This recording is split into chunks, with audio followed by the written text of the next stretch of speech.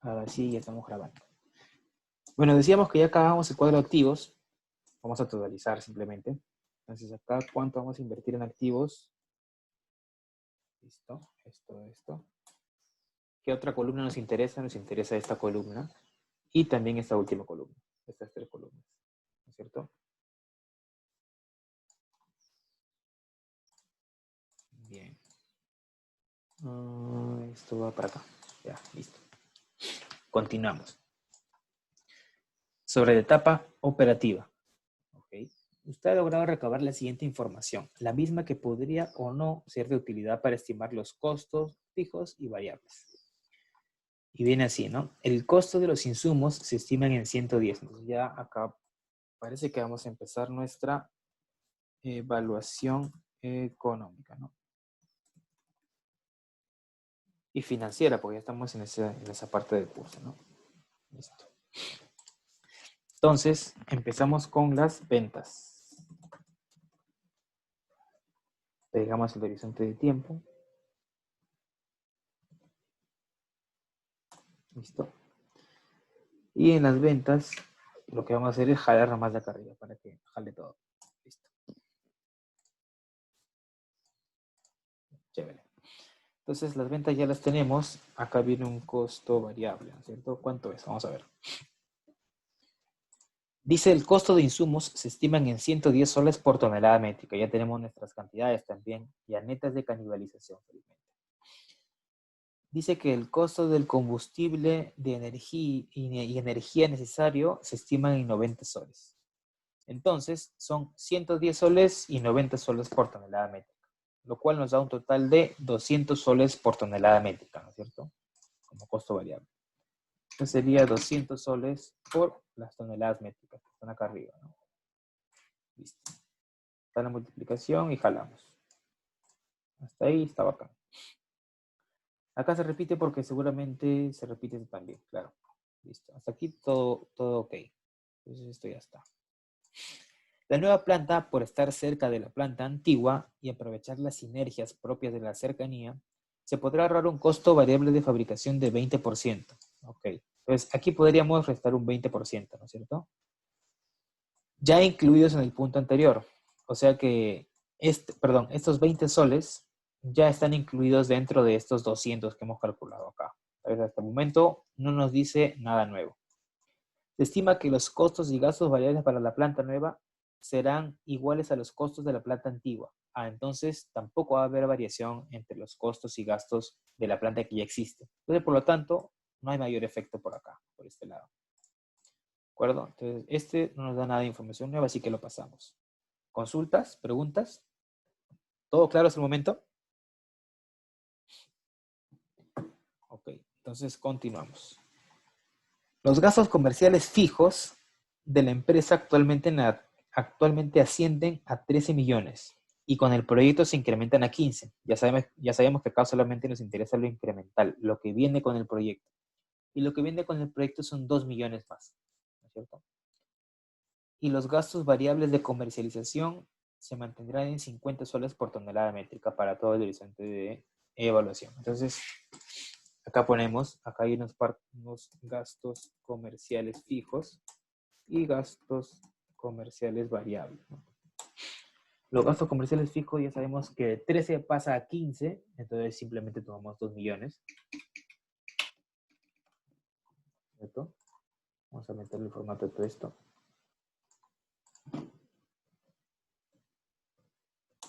¿Listo?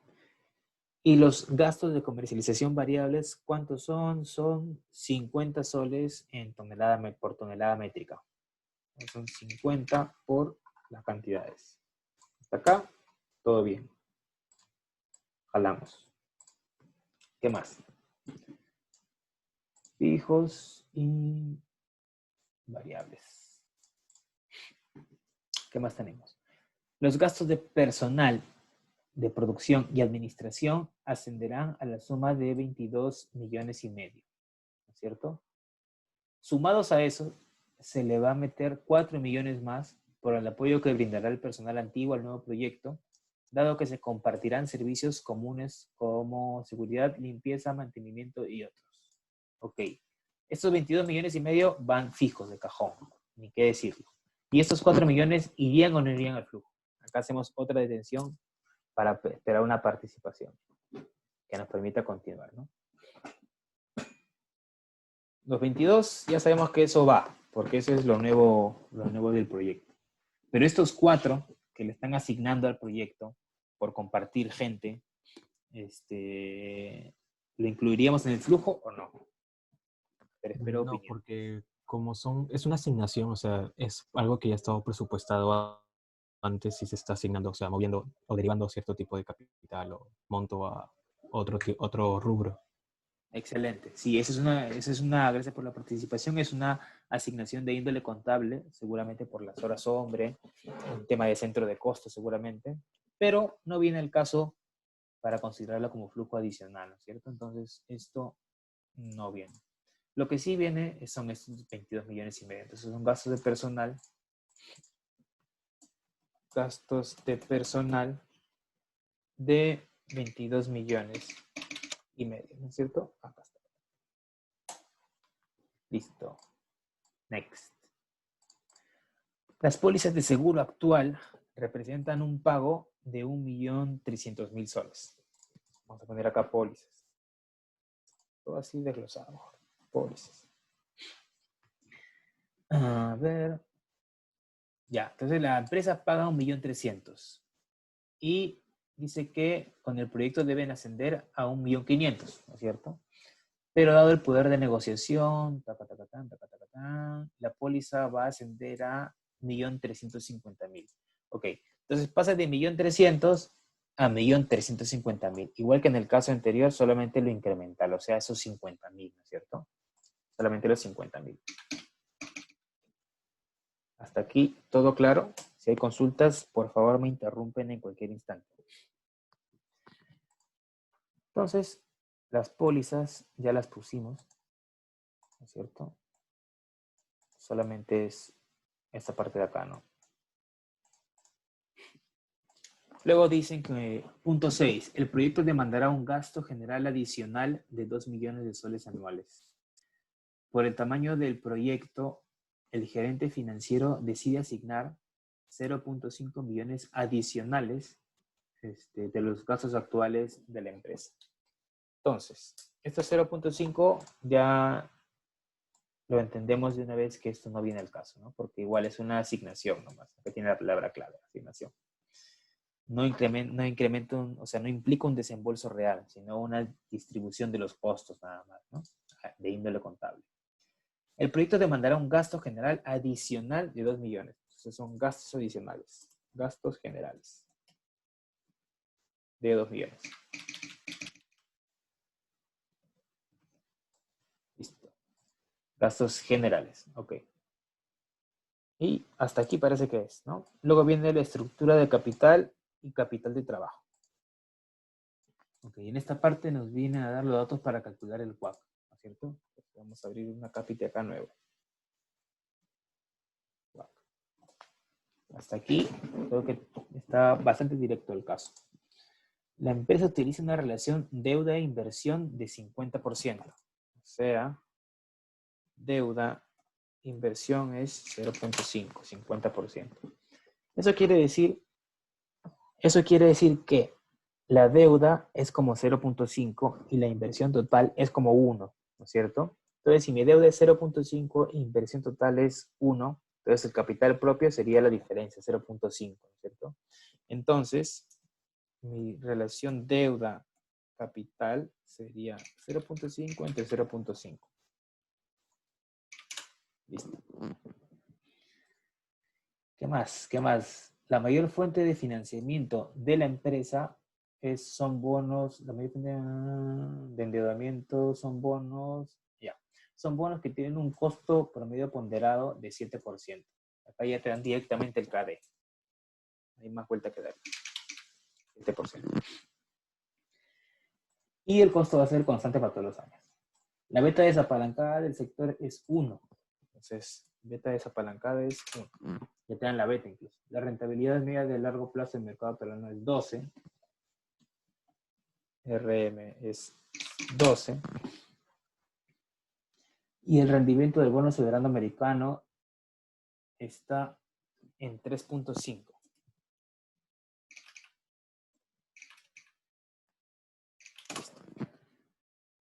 El rendimiento del bono soberano en Perú se ubica en 6%.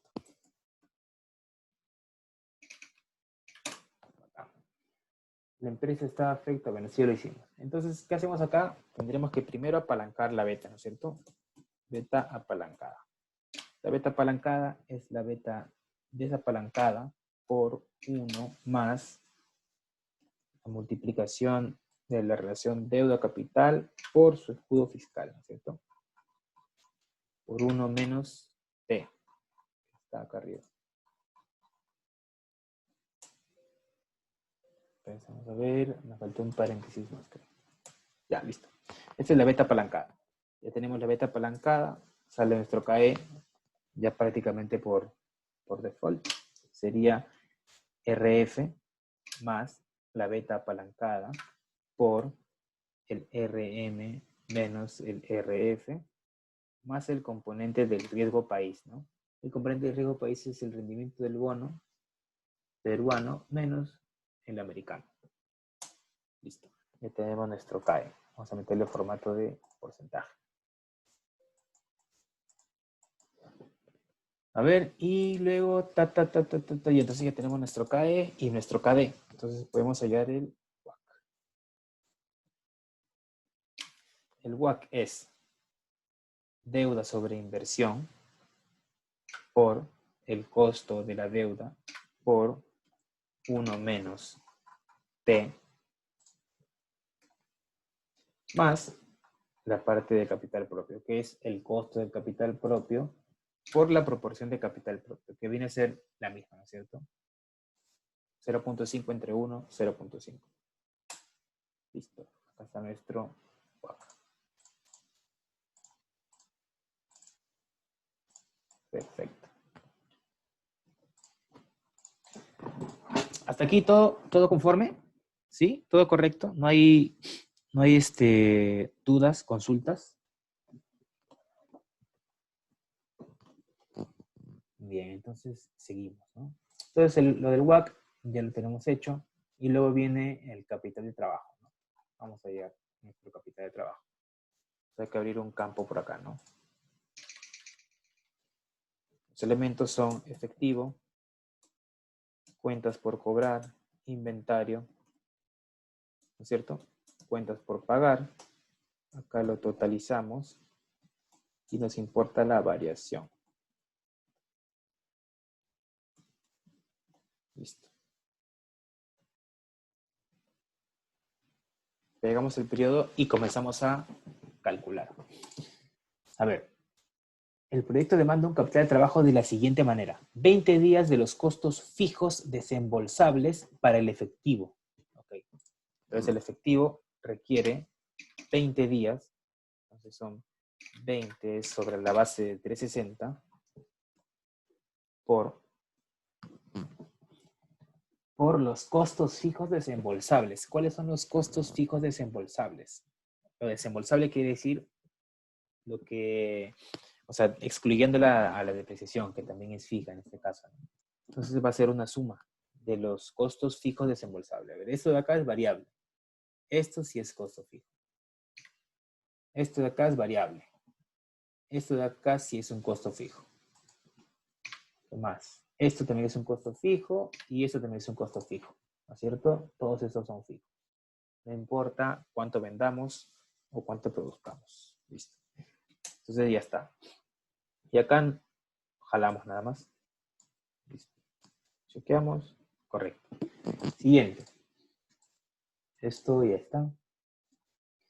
45 días de créditos a los clientes. Bien, esto se calcula sobre las ventas, ¿no es cierto? Más ventas al crédito. Entonces, son 45 días de 360 días que vamos a requerir sobre las ventas, ¿no es cierto? Sobre las ventas. Listo. Ya está. 45 días. Esto ya está, perfecto. 75 días de inventarios calculados sobre los costos variables de producción o fabricación. Ok, entonces son 75 días sobre los costos variables, ¿no es cierto? Entonces son 75 entre 360 por los costos variables, que son estos de acá. Perfecto. Vamos a ver el formato.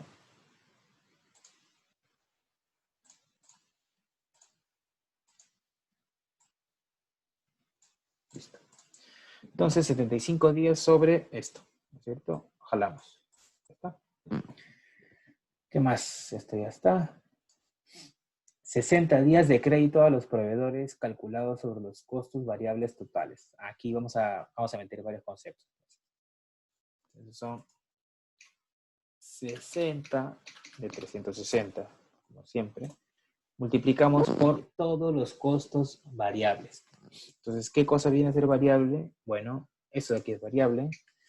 ¿Qué más es variable? Gasto sufijo, esto es variable. Es sufijo, sufijo, sufijo. Listo. Nada más. Y restamos. Entonces ya sabes que el total es efectivo más cuentas por cobrar, más inventario, menos cuentas por pagar. Y jalamos. Y para calcular la variación es esto. Perdón. Es esto. Así. Y jalamos, ¿no? Listo. Y eso es lo que queremos. Acá ya no había mayor complicación entonces. Eso ya lo pusimos. ¿De acuerdo? Ok. ¿Qué más nos toca hacer a continuación? Esto también ya lo empleamos. Entonces vamos a completar nuestro flujo, ¿no es cierto? Entonces acá le vamos a meter la depreciación, ¿no es cierto? Depreciación. La depreciación al año son estos 11 millones, ¿de acuerdo? Y son los mismos por todos los años. Y aquí vamos a sacar una utilidad antes de impuestos, ¿no es cierto?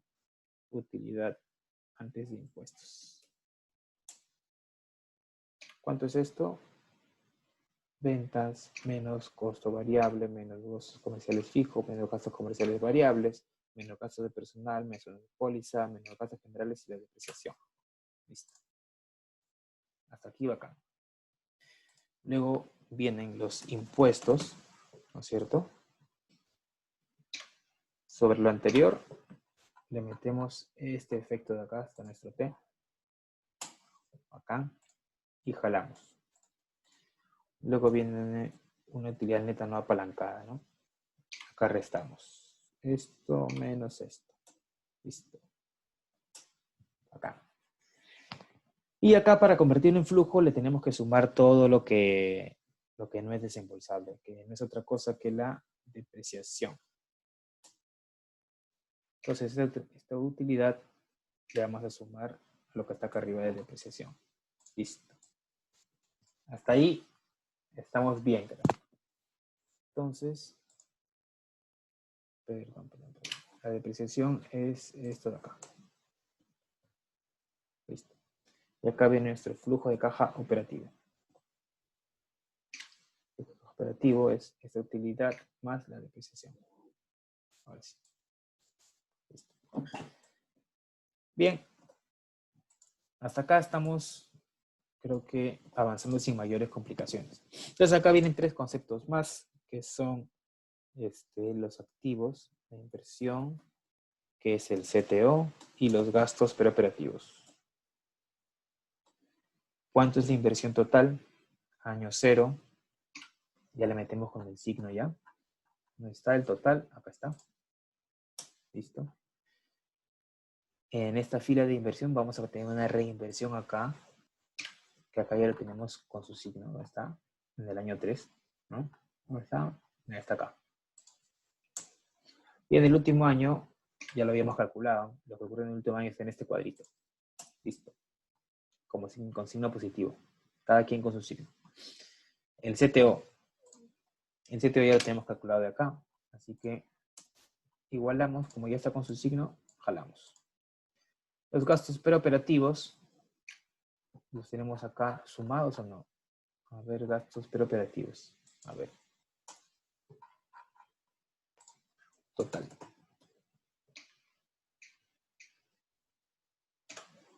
Millón cien.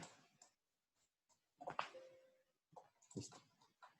Y estos gastos por 1 menos t, ¿no es cierto?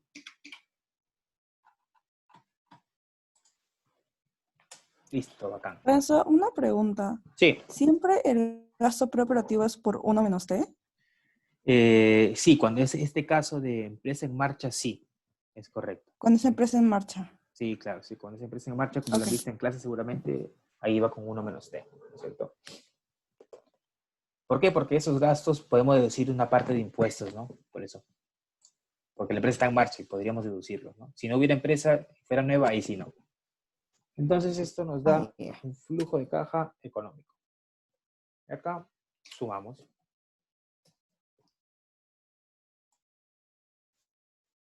Listo.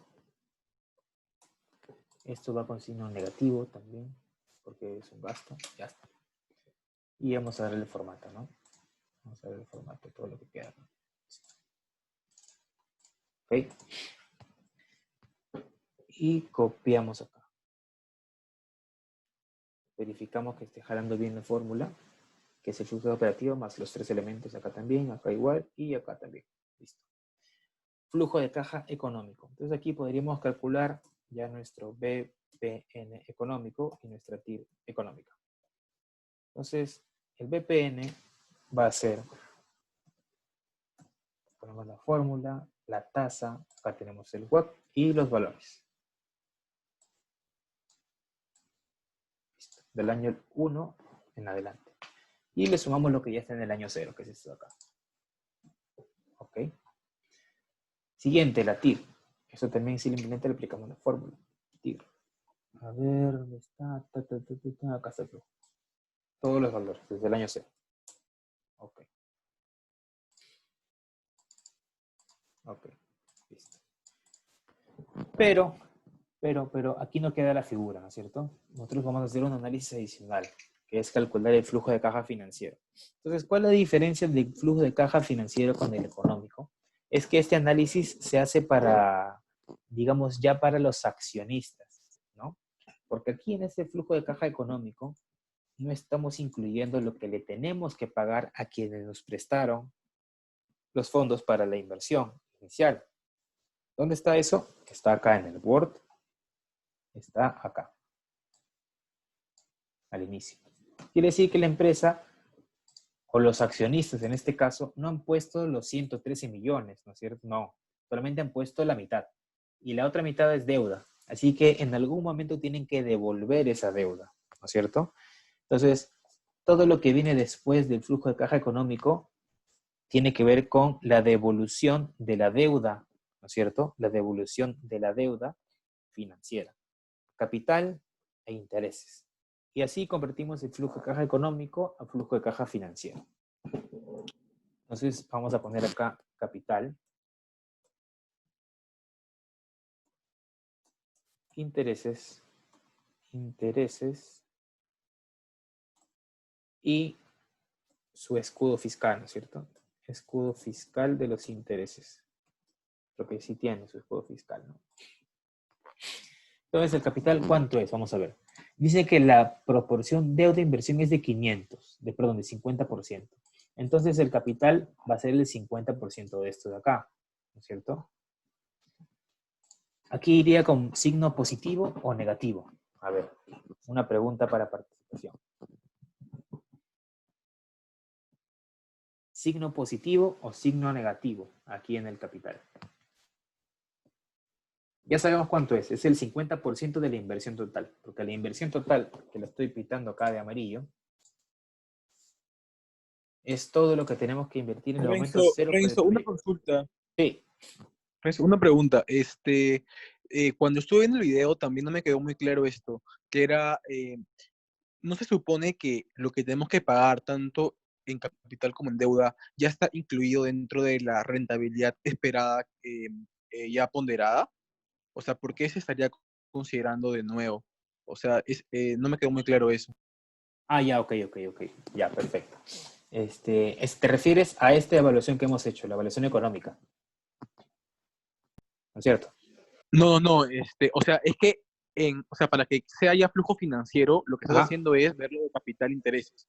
ajá. Pero o sea, no me quedó claro si es que eso no se debería ya haber reflejado cuando estamos haciendo la ponderación de KE y KD. Ya, perfecto. Ok. Ya, perfecto. Sí, es una buena pregunta, es una buena pregunta. Claro, porque acá cuando calculamos ya le metemos la deuda, ¿no es cierto? Ya le metemos la deuda y el escudo fiscal y todo esto. Pero acuérdate que este cálculo que hacemos acá del WACC, ¿para qué es? Es para hallar nuestra tasa de descuento, ¿no es cierto? Esto no implica, no tiene ningún concepto de rentabilidad acá, ni tampoco de pago, de repago de deuda. Acá simplemente es la tasa a la que vamos a descontar los flujos.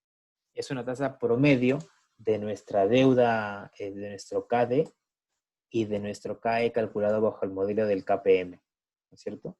Simplemente es una tasa que le va a servir a los inversionistas para saber con esta combinación deuda-capital con cuánto tendría que descontar y traer a valor presente los flujos, que es hasta esta parte de acá, hasta esta fila que lo voy a pintar acá de verde. Entonces, hasta esta fila, tengo mis flujos y la tasa con la que lo voy a descontar es esto. Para esto sirve el modelo KPM, que está acá, ¿no es cierto? El modelo KPM, acá lo voy a pintar de este otro color, sirve para hallar el costo del capital, ¿no es cierto? Donde tú, bueno, ya eso ya es regresar a la clase 2, 3, ¿no? Donde tú vas a poner el promedio o sea, los elementos de los componentes de riesgo, ¿no? Que está en la beta y etcétera, etcétera. Ya todo eso es el modelo KPM, que sirve para hallar el costo del capital propio. Pero como no solamente es capital propio, sino le vamos a meter deuda, entonces la tasa tiene que reflejar eso. Por eso se saca un promedio ponderado, que es el CUAC, ¿no? Es el promedio ponderado simplemente del costo y de la deuda. Pero eso es para hallar la tasa nada más. Acá no hay ningún elemento de repago de deuda. Luego viene el repago de la deuda, que se comporta como un costo fijo, ¿no es cierto? De ahí su elemento de apalancamiento. De ahí el concepto de apalancamiento. Se comporta como un costo fijo y está después de estas ganancias. ¿Qué quiere decir estas ganancias? Estas ganancias es lo que genera económicamente el proyecto. Sin embargo, el proyecto le debe. ¿A quién? A sus proveedores. ¿Cuáles son los proveedores? Bueno, los proveedores, por un lado, ¿dónde está el CTO? Acá. Acá hay proveedores, ¿no es cierto? Que ya hemos calculado. Pero hay proveedores de deuda financiera que no son estos de acá. Estos son proveedores comerciales, ¿no es cierto? Proveedores comerciales. Los que te brindan los servicios o productos del core del negocio, ¿no es cierto? Pero los proveedores de deuda, de fondos, o sea, los que te han dado plata para completar tus 113 millones, son ya sea un banco o una emisión de bonos, no está acá, viene después. Por eso se dice que la evaluación financiera ya es netamente de lo que le queda al accionista, porque al flujo que genera el proyecto, ya tú le vas a restar sus otros acreedores financieros. Y a lo que le queda, la última fila, ya es netamente para el accionista. ¿De acuerdo? Ok, Renzo. Entonces, O sea, ya. eso ya es solamente plata para la gente que puso su dinero. O sea, ya es lo más neto de todo. Exactamente. ¿Qué hemos hecho Ok. acá? ¿Qué hemos hecho acá? Si ustedes se acuerdan las primeras clases del curso, cuando no entramos en todo este nivel de detalle, sino decíamos, un proyecto requiere una inversión de tanto y genera flujos de tanto. Nos íbamos directo a esta línea, ¿no? Y el proyecto requería la inversión de 113 millones y aquí comienza a generar los flujos, ¿no? Sin embargo, ya hemos entrado aquí al detalle de todo el desglose, pero en términos simples es lo mismo. Yo tengo que poner 113 millones de soles y voy a recuperar esta plata. ¿Quién va a poner esta plata? Bueno, depende, pues, ¿no? Depende de la estructura de inversión. Si la estructura deuda-inversión es de 50, ok. Entonces los accionistas ponen 50 y la deuda es de 50. Entonces, ya sea el banco o una emisión de bonos, lo que sea, nos da el 50%. Entonces acá vamos a comenzar a poner el capital, ¿no es cierto? El capital. ¿El capital cuánto es? Es el 50% de esto, porque el banco o los acreedores financieros le van a prestar la mitad, según este dato del Word, ¿no es cierto? Según este Word, la mitad de la inversión la ponen ellos, la otra mitad la ponemos nosotros, que somos los accionistas. Ok. Entonces, si ellos nos dan la mitad, aquí en el flujo, ¿cómo entraría? ¿Sumando o restando? Este es el flujo ya Restando. financiero, porque esto ya para el accionista. Entonces, desde el punto de vista del accionista, esta plata, el 50% que viene, ¿es como un flujo negativo o positivo? Es una buena pregunta. Negativo. Acreedores financieros, ¿cierto?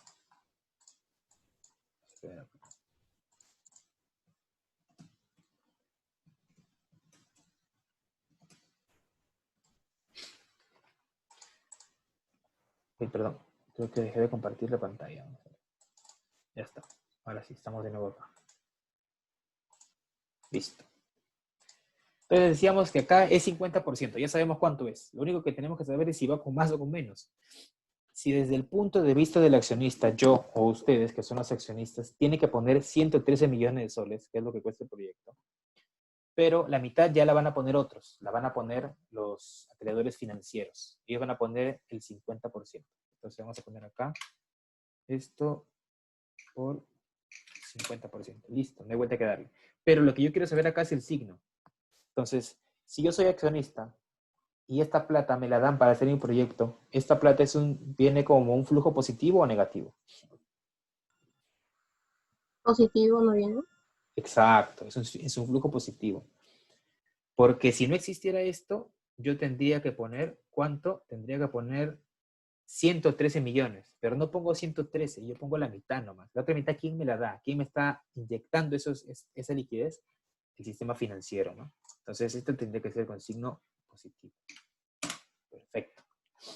Entonces, en los periodos siguientes vamos a tener que poner el repago de ese capital. Ah, pero ahí sí va a ser con su signo negativo, porque aquí ya estoy devolviendo. El flujo va a tener que destinar una parte del importe que está generando en el primer año, por ejemplo, para el pago de los intereses. Entonces, ahí sí ya tengo que considerarlo como una salida de efectivo, así que esto viene con signo negativo. Vamos a ver cómo está estructurada la deuda, si son cuotas iguales, cuota al final, o cómo es la figura acá.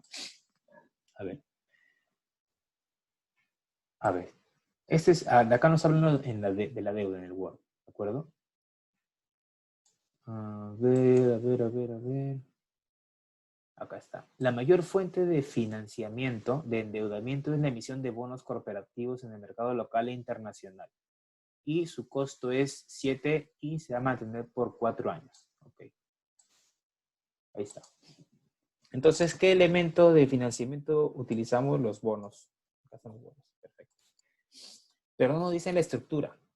Aunque nosotros sabemos Bullet. que por lo general los bonos se pagan al final, ¿no es cierto? Y paga cupón anual de intereses.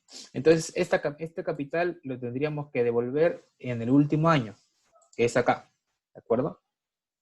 Y acá sí le ponemos el signo que corresponde, ¿no es cierto? Porque acá ya sale al plata del proyecto y se le devuelve a los acreedores financieros. Entonces, acá va con menos. Ya está la parte del capital hecha.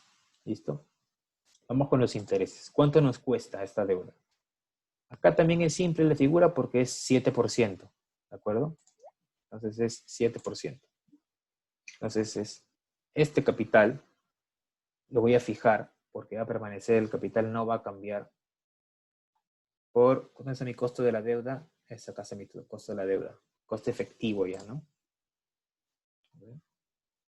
Va a ser este capital fijado por este costo de la deuda. Es acá. Pero sabemos que este flujo en realidad sí es un flujo negativo, ¿no? Porque los intereses sí lo tenemos que pagar. Entonces acá es con signo negativo. Listo. Y este flujo se va a mantener igual porque tanto la tasa como el capital se mantienen igual. Entonces va a ser lo mismo para todos los años. Ya tenemos la segunda fila llenada. Y luego viene el escudo fiscal de los intereses. ¿Cómo se calcula? Se calcula como la multiplicación de los intereses por tu efecto combinado de impuesto a la renta y participación laboral. Está acá arriba, ¿no? Acá de nuevo hago la pregunta, si este flujo va con signo positivo o negativo, siendo que es un escudo fiscal.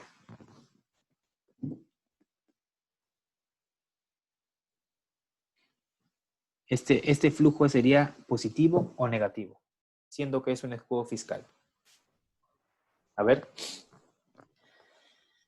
¿Positivo? sería positivo, exactamente. Positivo. Entonces acá como sale menos, vamos a ponerle para que salga más. ¿Por qué es positivo? Porque es un escudo fiscal, es un ahorro. Entonces esto entra como si fuera un flujo positivo, ¿no es cierto? Y hasta ahí quedó. Ya no hay más que hacer. Simplemente hay que totalizar. Entonces vamos a poner acá suma de esto. Vamos a poner acá esto más estos tres elementos, ¿no es cierto? Cada quien con su signo. Entonces, jalamos y ya está. Verificamos. Listo. Entonces, ¿en qué se ha convertido mi flujo de caja económico? Se ha convertido en un flujo de caja financiero. Ya para el accionista, ¿no es cierto? ¿Y qué quiere decir para el accionista? Vemos.